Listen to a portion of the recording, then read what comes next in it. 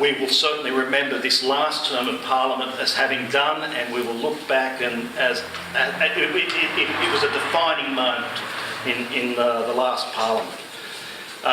We're moving towards a floating price on carbon, and as I'm sure you're aware, that's been brought forward a year.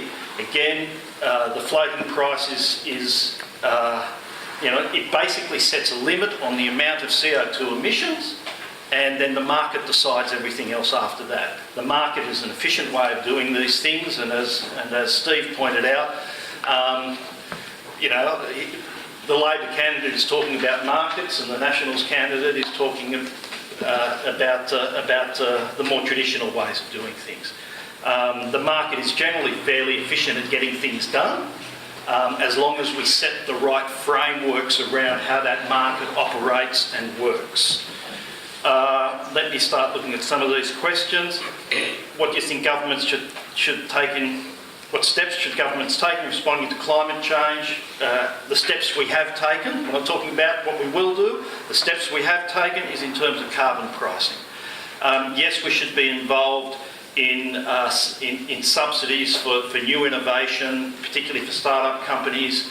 That has been an effective way to create industries that didn't otherwise exist, to get them started so that they can then continue to exist on their own. Do I support the 20% renewable energy target? Absolutely. And as we move forward beyond 2020, when that gets revised, I'll be keen to see us, move forward with that and have a higher energy, higher than 20%. We used to have 20% generation in New South Wales when the Snowy Mountains scheme opened, and we've moved away.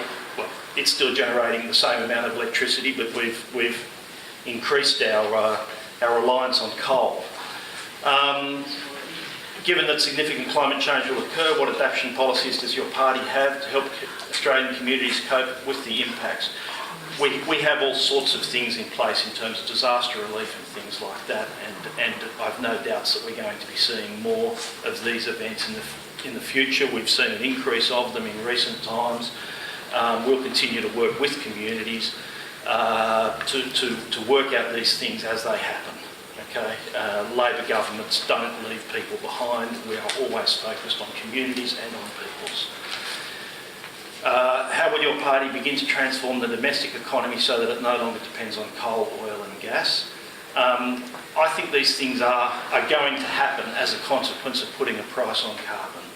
Having a price on carbon and allowing it to go high if necessary will basically make coal and oil and gas, relatively more expensive, and that will reduce our reliance on it. What is your position on restricting our coal and gas exports in order to ensure a safe climate? What we need to do there is we need to bring the rest of the world into putting a price on carbon. And when I say we need to do that, I'm not just talking about Australia. It is happening around the world. China has a price on carbon. Various US states have a price on carbon. Some of those US states are larger than Australia in terms of its emissions. I think is it a quarter of the world is currently under some sort of carbon pricing? 40 countries and 20 states or provinces. It's a significant part, and it's a growing part of the world economy. I'm open to the suggestion that we talk about, if we are exporting coal to. This isn't Labor Party policy, what I'm about to say. I should qualify that. This is something that I'm thinking. I want to separate those two things. I'm open to talking about suggestions where if we're exporting to countries that don't have carbon pricing, I'm open to the idea, and I'd like to propagate the idea that we look at some sort of ways of equalising that. When confronted with controversial issues such as asylum seekers, climate change, etc. Okay, as I said, this Labor government looks to experts, and the other thing about Labor governments is we have values. We have values in terms of fairness, we have values in terms of looking after communities, and those are the sorts of values that will become, that are applied whenever you hit controversial decisions. What do you think is the value of in-depth community consultation inquiry on significant legislation? There is always a benefit in community consultation on significant legislation.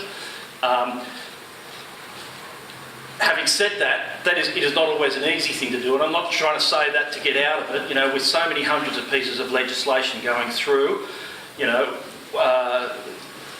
that's not always an easy thing to do. But certainly, if I'm elected to this seat, I will be looking to run, you know, a community consultation, community meetings with the community on a very regular basis to continue these discussions. I arrive at my sorts of opinions and points of view, listening to experts, talking to my colleagues, listening to the community. Okay? Thank you. Thank you.